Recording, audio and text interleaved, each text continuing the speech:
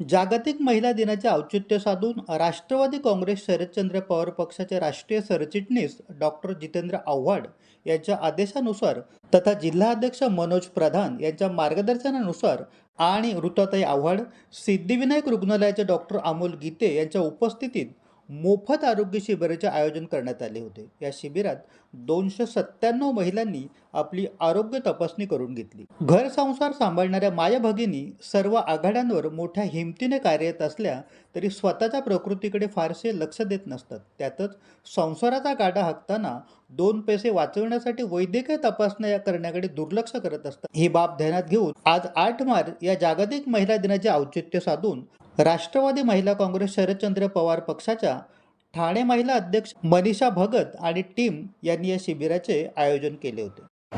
आता मी स्वतः याच्यामध्ये तपासणी केलेली आहे आणि मी बीपी आणि शुगरचं केलंय। माझं तर नॉर्मल आहे, कारण मला नाहीच आहे। पण मी सर्वप्रथम सर्व महिला भगिनींना आणि माता भगिनींना जागतिक महिला दिनाच्या शुभेच्छा, खूप खूप शुभेच्छा देते। तिथं दोनच आता बघते, म्हणजे त्यांचे जे आता चेकअप आहे, जसं बीपी आणि शुगर, किडनी स्टोन वगैरे असं इतर चेक त्यांचं आता होणार आहे। पण असं सांगितलं गेलं की आपण जितकं होईल तितकं महिलांसाठी, म्हणजे फ्री जर ऑपरेशन होत असेल ते पण हे करूया। पण माझं थोडक्यात स्वतःच असं सांगणं आहे की जसं वय होतंय स्त्रीचं, तेव्हा त्यांचं गुडघ्याचे प्रॉब्लेम्स होतात, तर त्यासाठी आहे ना ऑपरेशनचं वगैरे भरपूर खर्च होतो त्यांना। कुठेतरी सरकारने अशी त्यांना सवलत किंवा कसं असं मोठ्या हॉस्पिटलमध्ये असं हवं आहे की त्यांना ना ते कमी म्हणजे प्रमाणात, म्हणजे कमी जितकं त्यांना पैसा भरून करता येईल ते बघावं। कारण त्याच्यामुळे ना गरीब महिलांचा खूप हे होतंय, प्रॉब्लेम्स होत आहेत त्यांना।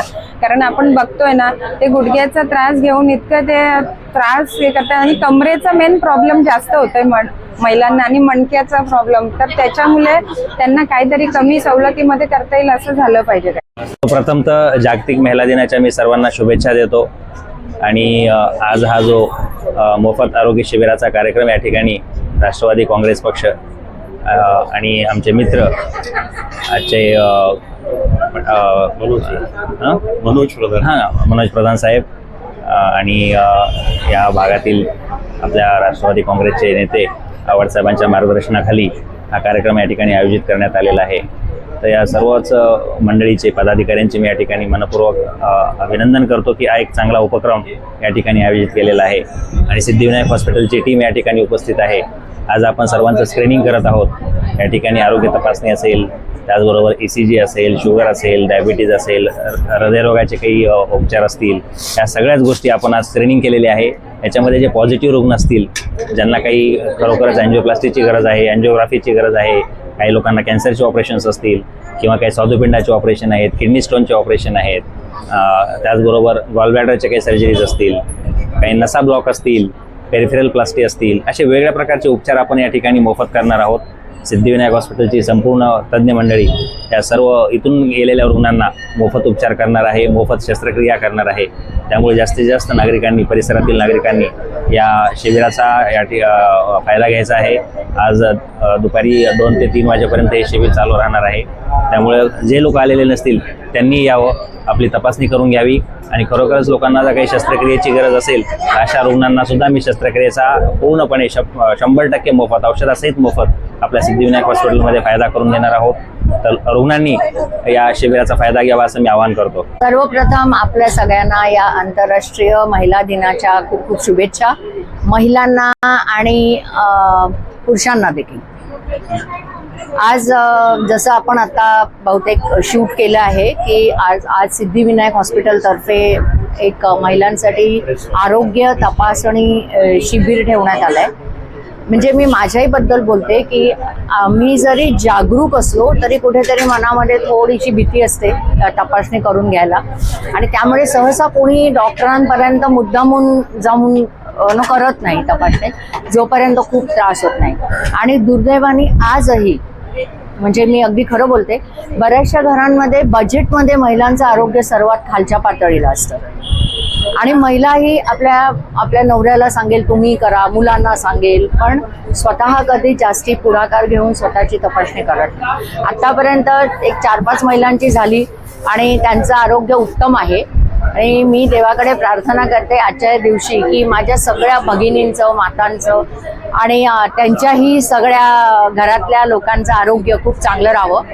खूप खूप धन्यवाद. हो, आपल्याकडे अजूनही बघाल की बालविवाह होत आहेत, आजही होत आहेत. बऱ्याच वेळेला पोलिसांना, कलेक्टर्सना त्याच्यामध्ये जाऊन इंटरफेअर करायला लागतं. मुलींच्या शिक्षणाच्या बाबतीत एक थोडासा शहरी भाग सोडला तर ग्रामीण भागामध्ये लांब शाळांमध्ये मुलींना पाठवत नाही. पण याच्यामध्ये सरकारने लक्ष घालायलाच पाहिजे 100%.